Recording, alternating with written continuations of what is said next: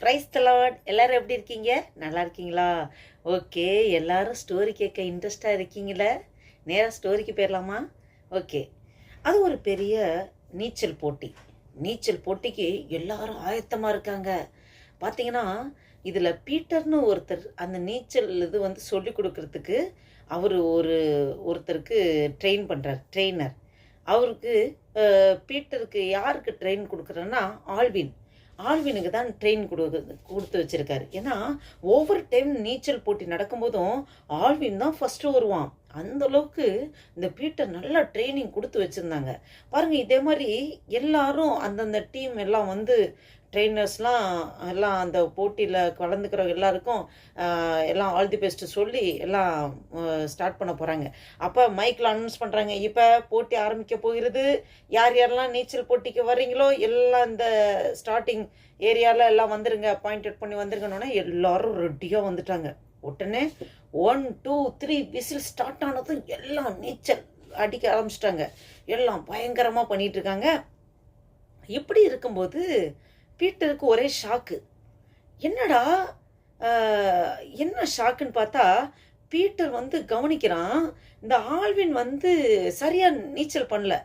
எல்லாரும் அவனை பீட் பண்ணி போயிட்டுருக்காங்க. ஆல்வின் வந்து ரொம்ப ஸ்லோவாக நீச்சல் அடிக்கிறான். என்னடா இது ஸ்லோவாக நீச்சல் அடிக்கிறானே, என்ன நடந்துச்சு அப்படின்னு சொல்லி பீட்டருக்கு ஒரே டென்ஷன்.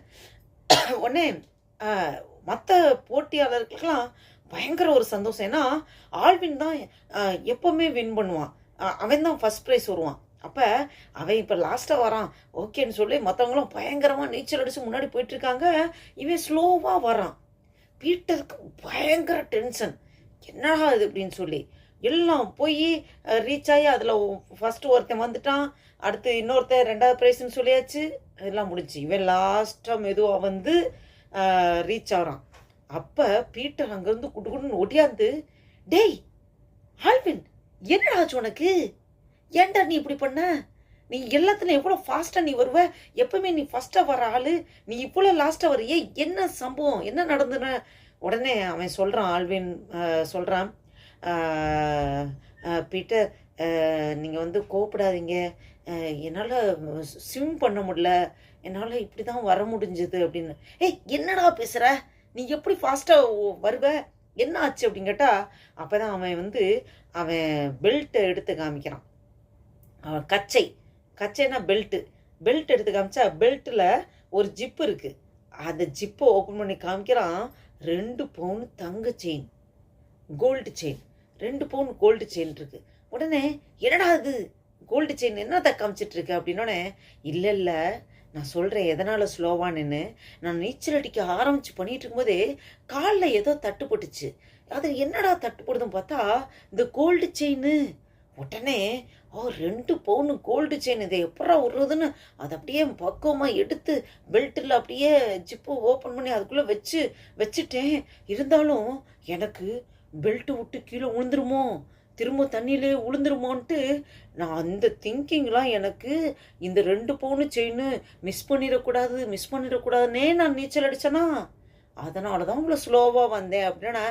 அட பாவி, நீ இவ்வளோ புத்தீனமாக பண்ணிட்டியே, உனக்கு ஒன்று தெரியுமா, ஃபஸ்ட்டு ப்ரைஸு கொடுக்குறவங்களுக்கு என்ன தரப்போகிறாங்க பரிசு தெரியுமா அப்படின்னோடனே, என்ன தரப்போகிறாங்க, எவ்வளோ பெருசாக தந்துட போகிறாங்க அப்படின்னோடனே, பாரு நீனே பாரு ஃபஸ்ட் ப்ரைஸ் என்ன கொடுக்குறாங்கன்னொன்னே, அந்த ஃபஸ்ட்டாக நீச்சல் அடித்து வந்தவங்களுக்கு ஒரு பெரிய பாக்ஸு, இவ்வளோ பெரிய பாக்ஸு இதை கொடுக்குறாங்க. என்னன்னு பார்த்தா இந்த பாக்ஸில் என்ன இருக்குன்னா, இந்த பாக்ஸ் அளவுக்கு உள்ளார தங்க கட்டியே கிஃப்டாக கொடுக்குறாங்க. இதை பார்த்ததும் ஆல்வின்க்கு, ஐயோ நான் ரொம்ப புத்தீனமாக பண்ணிட்டேனே, ஒரு 2 பவுன் செயினுக்கு ஆசைப்பட்டு அந்த ரீச் ஆகிற அந்த ஃபஸ்ட்டு நான் போய் ரீச் ஆகணுன்னு அந்த கோலை நான் ரீச் பண்ண விட்டேனே அப்படின்னு சொல்லி அவனுக்கு பயங்கர வேதனை ஆயிடுச்சு. பாருங்க, அவன் வந்து அந்த அந்த கிஃப்டே இழந்து போனான். இது மாதிரி தான் என் பிள்ளைகளே, தம்பி தங்கச்சி பிள்ளைகளே, ஒரு விஷயம் நான் சொல்லட்டுமா? நம்ம இந்த உலகத்தில் வாழ்ந்துட்டுருக்கோம் இல்லையா? இந்த உலகத்தில் நிறையா சிற்றின்பங்கள், ஆண்டவருக்கு பிரியமில்லாத காரியங்கள்லாம் நிறையா இருக்குது. அதில் நீங்கள் கவனத்தை வைக்கக்கூடாது. பாருங்க, இந்த ஆல்வின் அந்த 2 பவுன் செயின் மேலே கவனத்தை வச்சனால அவன் போய் ரீச் ஆகிற அந்த இலக்கை ரீச் ஆகாமல் விட்டான்.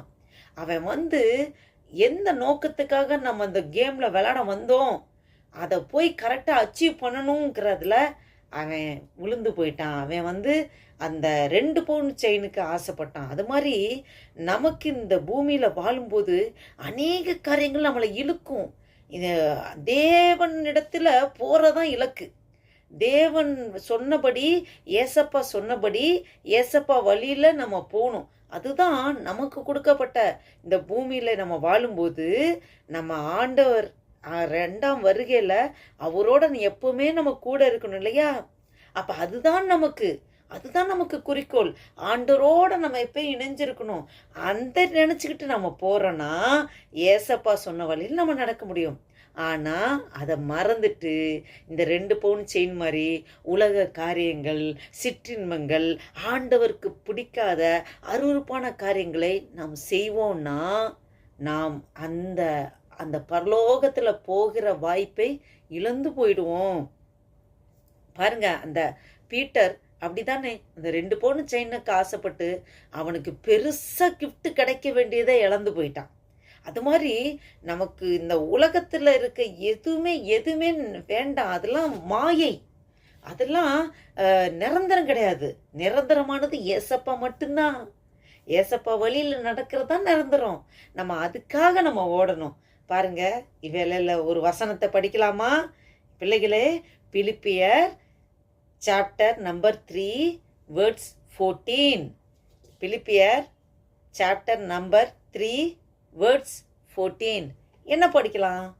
கிறிஸ்து இயேசுவுக்குள் தேவன் அழைத்த பரம அழைப்பின் பந்தய பொருளுக்காக இலக்கை நோக்கி தொடருகிறேன்.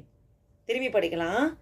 கிறிஸ்து இயேசுவுக்குள் தேவன் அழைத்த பரம அழைப்பின் பந்தய பொருளுக்காக இலக்கை நோக்கி தொடருகிறேன்.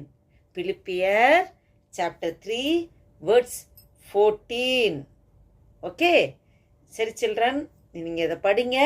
நமக்கு இந்த வசனம் படித்தோம்ல, இந்த வசனத்தோட அர்த்தம் என்னன்னா, கிறிஸ்து இயேசுக்குள் தேவன் அழைத்த பரம அழைப்பின் பந்தய பொருளுக்காக இலக்கை நோக்கி தொடர்கிறேன். அப்போ தேவன் நம்ம ஒவ்வொருவரையும் அழைச்சிருக்காரு. எதுக்காக? நீங்கள் இந்த வாழ்க்கையில் வாழும்போது நீங்கள் என்னோட வழியிலே வேத வசனம் பைபிள் நமக்கு கொடுத்துருக்காங்க. அதுபடி பைபிள் உள்ள வசனத்தின்படி நம்ம வாழ்க்கையில் வாழ்ந்து காமிக்கணும். ஆண்டவர் வருகின் போது நம்ம அவரோட போய் எப்போ இருக்கணும்ல. அப்போ அவரோட வழியில் நம்ம நடந்து நம்ம கரெக்டாக அந்த பாதையில் ஓடுவோன்னா இலக்கை நோக்கி நம்ம தொடர்ந்து ஓடிக்கிட்டே இருக்கணும். அப்படின்னா நம்ம ஒரு நாள் ஆண்டவரோடு இருப்போம். பாருங்க, அதுதான் ஆண்டவர் இந்த வசனத்தின் மூலம் சொல்கிறாரு. ஓகே சில்ட்ரன், நீங்கள் அதைப்படி செய்வீங்களா? இந்த உலகத்தில் பிசாசு என்ன பண்ணுவான்? நம்மளை வேறு சைடு இழுக்க பார்ப்பான். பேரண்ட்ஸுங்களுக்கு கீழ்ப்படிய வேணாம். இந்த ஆண்டவர் இப்படி சொல்லியிருக்காரா, இதுக்கு விரோதமாக செய்ய சொல்லுவான். ஒன்றும் இல்லை, இது பண்ணால் தப்பு இல்லை, இது பண்ணால் பாவம் இல்லை, பண்ணலாம், செஞ்சுட்டு பொய் சொல்லிடலாம், மறைச்சிடலாம், இப்படிலாம் சொல்லுவான். அதெல்லாம் பிசாசு கொடுக்கறது. அதுக்கு இடம் கொடுக்கூடாது பிள்ளைங்களா. நம்ம ஏசப்பா என்ன சொல்லியிருக்காரோ அதன்படி நம்ம நடக்கணும். ஏசப்பா நம்மளை எப்பயும் பார்த்துக்கிட்டே இருக்காரு. நம்ம அவரோட வழியில் உண்மையாக நடந்து அவர் கொடுக்கப்பட்ட பாதையில் நம்ம ஓடும்போது நம்ம ஒரு நாள் ஆண்டவரோடு எப்போ இருக்கிறதுக்கு ஆண்டவர் நமக்கு வழியில் திறந்து தருவார். நம்ம அதுக்காக நம்ம ஆயத்தமாக ஓடுவோமா? ஓகே சில்ட்ரன், நம்ம நெக்ஸ்ட் வீடியோவில் பார்ப்போம். கர்த்தர் உங்களை ஒவ்வொரு ஆசீர்வதிப்பார். God bless you.